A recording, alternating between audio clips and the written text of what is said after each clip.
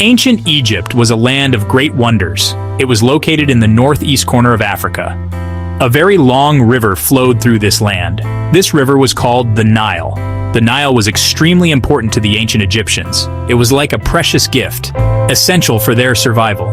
Without the life-giving waters of the Nile, the land would be mostly an uninhabitable desert.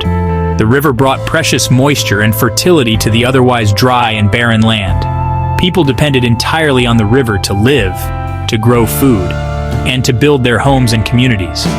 It truly formed the very heart of their ancient world, shaping their culture and beliefs. The Nile River is unique because it flows from south to north. It travels a great distance before reaching the Mediterranean Sea. Every year, during a specific season, the river would flood its banks. This annual flood was not a destructive event for the Egyptians. In fact, it was a very beneficial and welcomed occurrence. The floodwaters carried with them rich black mud. This special mud was called silt. When the floodwaters eventually receded, this fertile silt was left behind on the land. This natural process made the soil incredibly rich and perfect for growing crops. The farmers eagerly awaited this yearly flood, knowing it would ensure a good harvest. The strip of fertile land along the Nile was relatively narrow. On either side of this lush green ribbon lay vast expanses of harsh, unforgiving desert. The ancient Egyptians had specific names for these contrasting regions. They called their fertile homeland Kemet. This name meant the Black Land, referring to the dark, rich soil deposited by the Nile's flood. In stark contrast, they called the desert Deshret, which meant the Red Land, because of its reddish sands and rocks. The Black Land was where the majority of people lived, cultivated their crops, and built their civilization.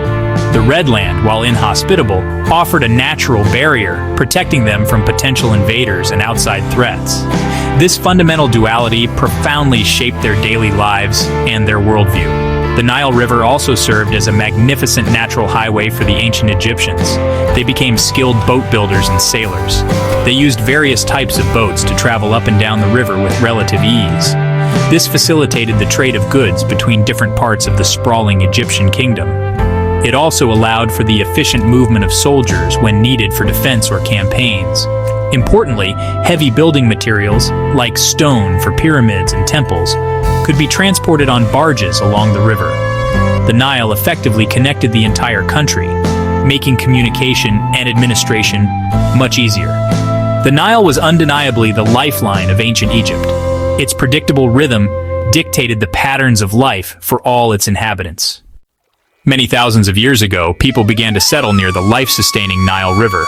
In the earliest times, these people were primarily hunter-gatherers. They moved from place to place, searching for food.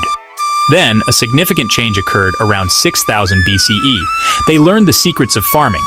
This agricultural revolution completely transformed life for these early inhabitants. They discovered they could cultivate plants and domesticate animals. This meant they could produce their own reliable food supply. As a result, they no longer needed to wander constantly. They started to build more permanent small villages, choosing locations close to the river for easy access to water and the fertile soil. As farming techniques improved, people were able to grow more food than they needed for immediate survival. This surplus of food had a profound impact on society. It meant that not everyone had to dedicate their lives solely to farming. Some individuals could specialize in other skills and crafts. They became artisans, creating useful items like pottery, tools, and textiles. Villages gradually grew larger and more complex, eventually developing into towns. These growing towns began to trade with one another, exchanging surplus goods and new ideas. Life became more structured and organized. People learned the benefits of working together in larger communities, leading to more complex social structures. For a long period, the land of Egypt was divided into two distinct regions. There was Upper Egypt, located in the southern part of the country, further up the Nile Valley.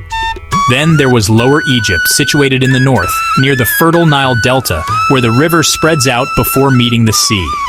These two lands had their own separate customs, traditions, and rulers for a considerable time.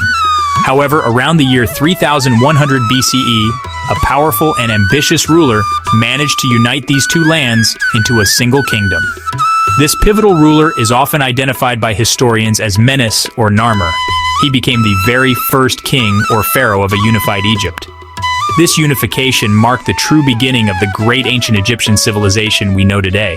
With the kingdom now united under a single ruler, a strong central government began to take shape.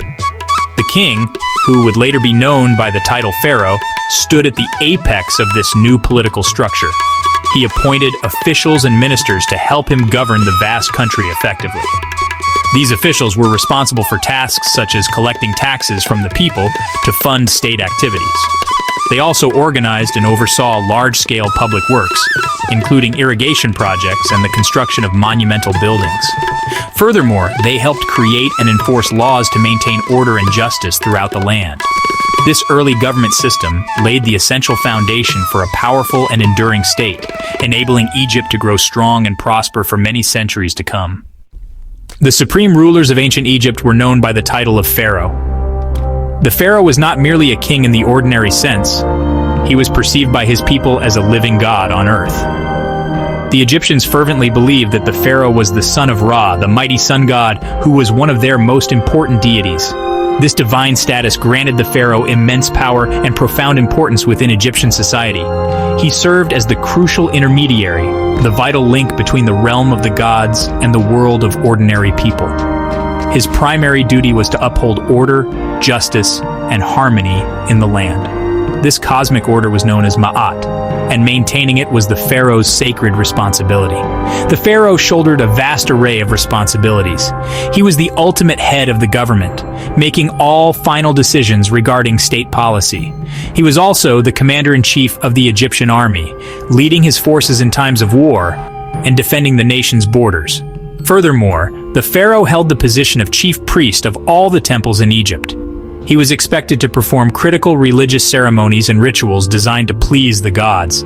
These rituals were considered essential to ensure the regular flooding of the Nile, which was vital for agriculture. They were also believed to guarantee abundant harvests and the overall prosperity of the nation. The pharaoh's actions, therefore, directly affected the lives and well-being of every person in Egypt. His personal health and success were intrinsically tied to the fate of the entire kingdom. Pharaohs displayed their immense power and divine status through various special symbols and regalia. One of the most significant symbols was the shent, or the double crown. This unique crown ingeniously combined the white crown, Hedjet, of Upper Egypt, with the red crown, Deshret, of Lower Egypt. Wearing the double crown visibly demonstrated that the pharaoh ruled over the entire unified land of Egypt. Pharaohs also traditionally carried a crook called Heka and a flail known as Nekaka. The crook, resembling a shepherd's staff, symbolized his role as the shepherd of his people, guiding and protecting them. The flail, an agricultural tool, represented his authority and his power to mete out justice. These potent symbols constantly reinforced his supreme position. Because the pharaoh was considered a divine being, he was treated with the utmost reverence and profound respect by all his subjects. His death was a momentous event, triggering elaborate preparations throughout the kingdom. The ancient Egyptians held strong beliefs about an afterlife. They believed that upon his death, the pharaoh would ascend to join the gods in the next world. To ensure his safe passage and comfortable existence in the afterlife, they constructed magnificent and elaborate tombs for their deceased pharaohs. These tombs, most famously the pyramids, were filled with incredible treasures, food, furniture, and all the necessities the pharaoh might require in his eternal journey. The pharaoh's divine status thus profoundly shaped many aspects of Egyptian art, architecture, and religious practices. The most enduring and iconic monuments of ancient Egypt are undoubtedly the pyramids. These colossal structures, built with incredible precision, primarily served as elaborate tombs for the pharaohs and their consorts. The ancient Egyptians possessed a deep and abiding belief in an afterlife. They thought it was crucial for the pharaoh to have a secure and well-provisioned resting place for his physical body. This was essential to help his spirit, or Ka, successfully navigate the journey to the next world and achieve immortality. The pyramids were meticulously designed to protect the pharaoh's mummified remains from tomb robbers and the elements. They were also lavishly filled with all the material possessions, food, and magical spells deemed necessary for his journey into eternity. The construction of a pyramid was an enormous and complex undertaking. It required many years, sometimes decades, of dedicated labor and involved tens of thousands of workers. It is a common misconception that these workers were slaves. In reality, most of them were ordinary Egyptian farmers. They worked on the pyramid construction projects during the annual Nile flood season. This was the time of year when their agricultural fields were submerged, making farming impossible. They were compensated for their labor with food, drink, clothing, and shelter. Working on the pharaoh's tomb was considered a form of national service or civic duty. Highly skilled engineers, architects, and craftsmen also played indispensable roles in planning and executing these monumental projects. The pyramids were constructed from massive blocks of stone, primarily limestone and granite. These enormous blocks were painstakingly cut and shaped at quarries, which were often located many miles away from the construction site. The transportation of these heavy stones was a remarkable feat of engineering. Some blocks were moved on large wooden barges along the Nile River. Others were laboriously dragged overland using sledges, rollers, and specially constructed ramps made of earth and mud brick. It was incredibly arduous work, demanding immense strength and coordination. The ancient Egyptians proved to be amazing engineers, surveyors, and organizers. They planned every detail of the construction process with extraordinary care. The precision and scale of their work continue to astound engineers and historians today. The most renowned and well-preserved pyramids are located on the Giza Plateau, near modern-day Cairo. These magnificent structures were built for the pharaohs Khufu, Khafre, and Menkaure during the Old Kingdom period. The Great Pyramid of Giza, which was built for Pharaoh Khufu, is the largest and most famous of them all. For over 3,800 years, it stood as the tallest man-made structure on Earth.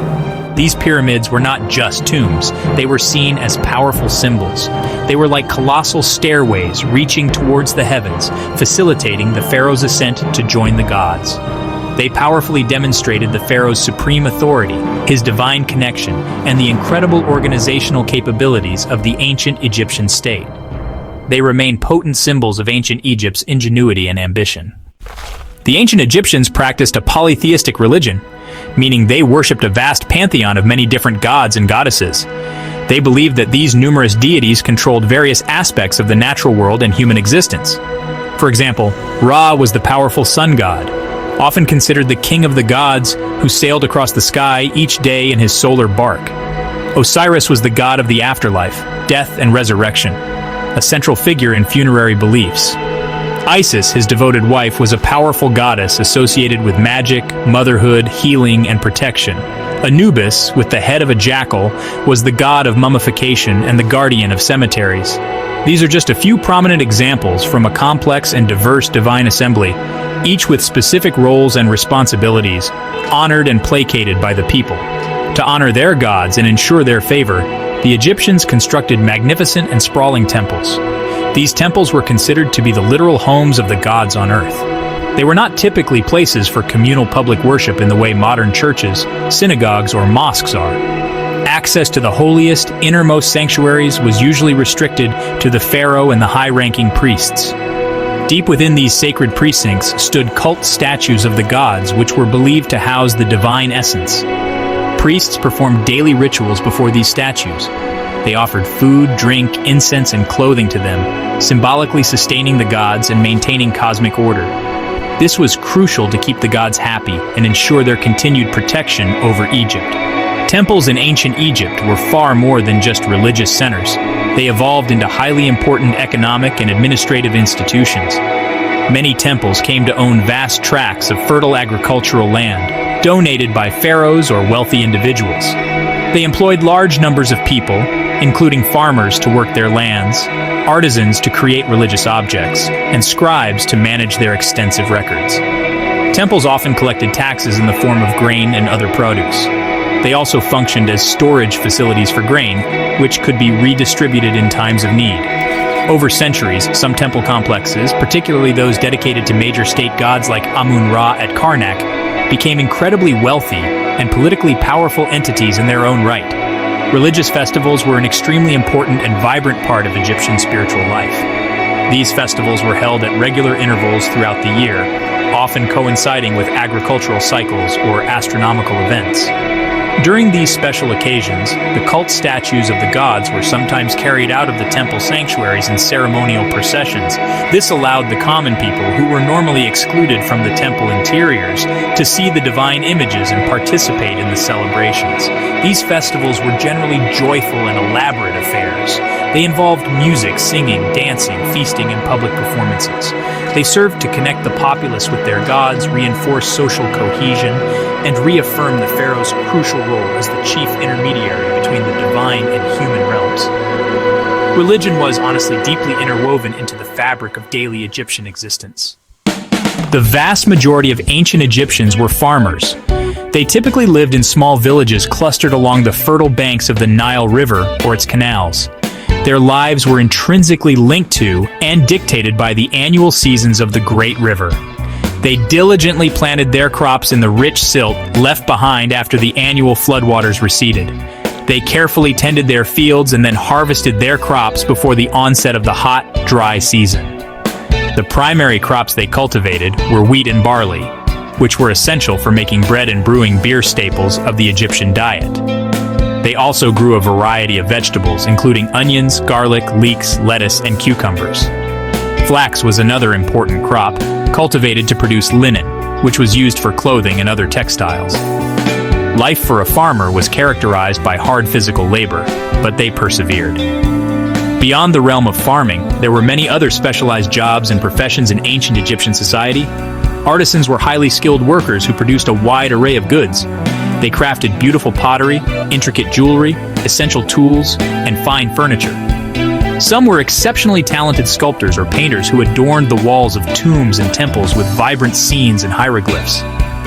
There were also soldiers who defended the kingdom, sailors who navigated the Nile and the seas, merchants who engaged in trade, and fishermen who harvested the bounty of the river.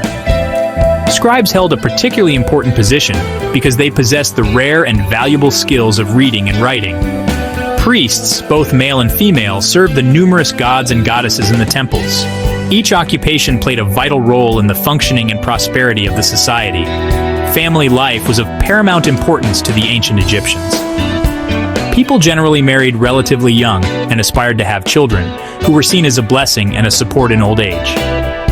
Men were typically considered the head of the household, responsible for providing for the family. Women, however, enjoyed a relatively high status and more legal rights compared to women in many other ancient societies. They managed the home, supervised domestic tasks, and were primarily responsible for raising the children. Egyptian women could own property independently, inherit wealth, enter into contracts, and even run their own businesses. Children were cherished. They played with various toys such as dolls, animal figures, and balls. They also learned by helping their parents with daily chores and trades from a young age. Ancient Egyptians predominantly lived in houses constructed from sun-dried mud bricks. These bricks were made from the plentiful Nile mud mixed with straw, pressed into molds, and then left to bake hard in the hot Egyptian sun. Houses usually consisted of a few rooms arranged around a central courtyard and often had a flat roof. People frequently slept on the roof during the hot summer nights to catch any cooling breezes. Their diet was generally simple, but nutritious and healthy. It largely consisted of bread, beer, fish caught from the Nile, a variety of fresh vegetables and fruits like dates and figs. Meat, such as beef, goat, or poultry, was more of a luxury for most ordinary people, typically consumed on special occasions or by wealthier families. In their leisure time, Egyptians enjoyed music, singing, dancing, storytelling, and playing board games like Sine. The ancient Egyptians developed a unique and visually stunning system of writing. This script was called hieroglyphs. The term hieroglyph comes from Greek words meaning sacred carvings, reflecting its common use on religious monuments. Hieroglyphic writing used a combination of picture-like symbols. Some of these symbols, known as phonograms, represented specific sounds, somewhat like letters in our modern alphabet. Other symbols, called logograms or ideograms, represented entire words or abstract ideas. This intricate writing system was frequently carved with great artistry onto the stone walls of temples and tombs. It was also meticulously painted or written with reed pens on scrolls made of papyrus. The overall effect of hieroglyphic script was both highly decorative and deeply symbolic. The ability to read and write hieroglyphs was not widespread among the general population of ancient Egypt. It required many years of intensive training and education to master the complex system, which comprised hundreds of different signs. Individuals who successfully acquired these literacy skills were known as scribes. Scribes held a position of high respect and considerable influence within Egyptian society. They were often employed by the state government, the powerful temple administrations, or wealthy private individuals. Their duties included keeping detailed records of taxes and harvests, writing official letters and documents, and carefully copying important religious texts and literary works. Being a scribe was considered a very good profession, offering opportunities for social advancement and a path to higher administrative positions. The ancient Egyptians made a crucial and lasting invention related to writing materials. They created papyrus, which was a type of early paper. Papyrus was manufactured from the pith of the papyrus plant, a tall, reed-like aquatic plant that grew abundantly in the marshy areas along the banks of the Nile River. To make papyrus sheets, they cut the plant's stems into thin strips. These strips were then laid out in two layers, one horizontal and one vertical, pressed together and allowed to dry under pressure. This process created a relatively smooth, light-colored, and durable writing surface. Papyrus was much lighter, more portable, and easier to write on than the cumbersome clay tablets used in Mesopotamia or stone. The invention of papyrus was a major technological step forward for record-keeping and the dissemination of knowledge. The Egyptians were remarkably skilled and innovative in many different areas of knowledge. They developed sophisticated mathematical principles, partly driven by the practical needs of their society. They required mathematics to help them design and construct their massive pyramids, temples, and complex irrigation systems. It was also essential for accurately surveying and remeasuring agricultural land boundaries after the annual Nile flood. Furthermore, the Egyptians made significant and influential advances in the field of medicine for their time. They possessed knowledge of how to diagnose various illnesses, set broken bones, and even perform simple surgical procedures. They compiled medical texts listing remedies using plants, herbs, and minerals. Their keen observation of the stars and celestial movements led to the development of a remarkably accurate solar calendar, which had 365 days, very similar to the calendar we use today. The history of ancient Egypt is exceptionally long and rich, spanning approximately 3,000 years of pharaonic rule. To make this vast expanse of time more manageable, modern historians typically divide it into several major periods or kingdoms, interspersed with so-called intermediate periods of disunity. The first great era of unity and prosperity was the Old Kingdom. This period, lasting from roughly 2686 to 2181 BCE, is often referred to as the Age of the Pyramids. It was during this remarkable time that the iconic Great Pyramids at Giza and Saqqara were constructed. The pharaohs of the Old Kingdom wielded immense centralized power. The country was generally stable, well-organized, and prosperous. This era is widely regarded as a golden age of Egyptian civilization, setting standards for art and architecture. Following the collapse of the Old Kingdom, Egypt entered a phase of disunity and internal conflict. This era is known as the First Intermediate Period. Eventually, order was restored and the country was reunified, ushering in the Middle Kingdom. This period, from about 2055 to 1650 BCE, saw Egypt become strong and influential once again. Pharaohs of the Middle Kingdom focused on expanding trade routes, both overland and by sea.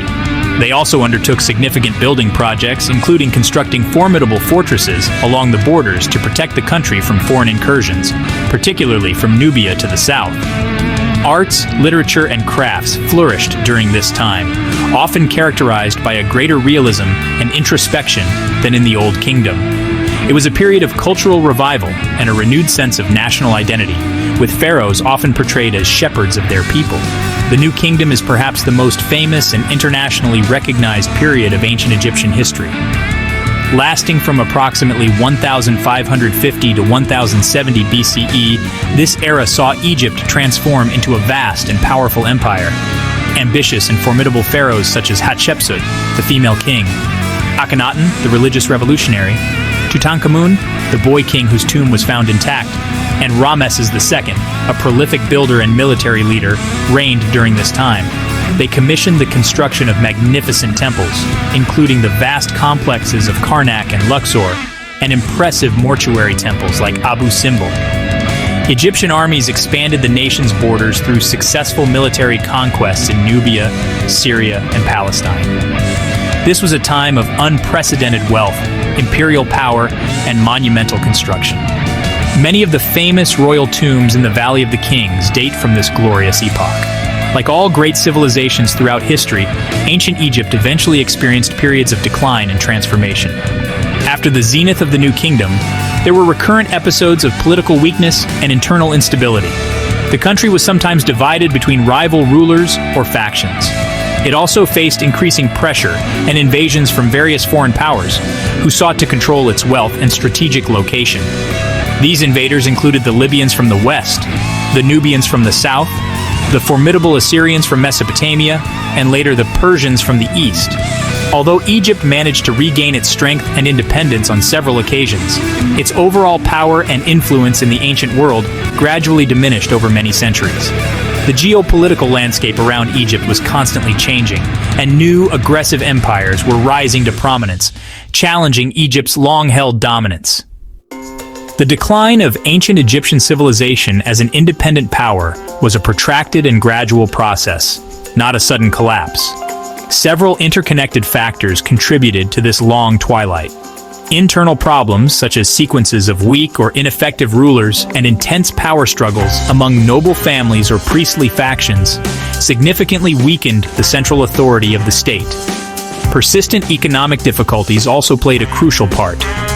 The immense cost of maintaining a large standing army, administering a vast empire, and funding colossal building projects placed a heavy strain on the Egyptian treasury.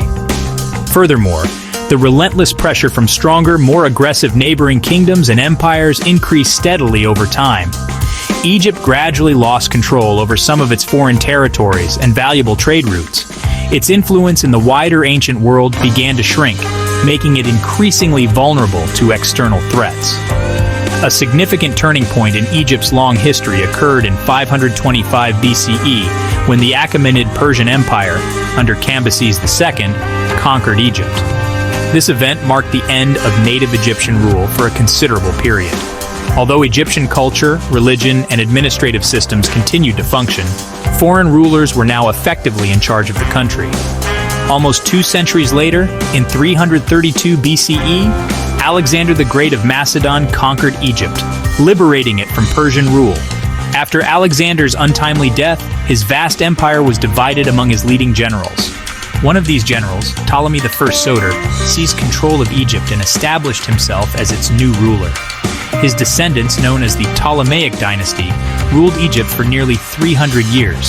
The last and most famous Ptolemaic ruler was Queen Cleopatra VII. In the year 30 BCE, following the defeat of Cleopatra VII and her Roman ally Mark Antony by Octavian, who later became Emperor Augustus, Egypt was formally annexed by Rome. It became a province of the burgeoning Roman Empire. This pivotal event is often considered by historians to mark the definitive end of ancient Egyptian civilization as an independent political entity and the conclusion of pharaonic rule, which had lasted for millennia. The ancient Egyptian religion slowly faded into obscurity as Roman customs, and later Christianity, gained prominence. The complex system of hieroglyphic writing fell into disuse and was eventually forgotten for centuries. The magnificent ancient temples gradually fell into ruin or were repurposed. The old ways and traditions were steadily replaced by the cultural influences of their Roman conquerors. Despite its eventual political decline and transformation, ancient Egypt left an indelible and profound legacy that continues to resonate throughout the world. Its awe-inspiring pyramids and majestic temples still stand as testaments to its architectural genius and organizational prowess, inspiring wonder in all who behold them.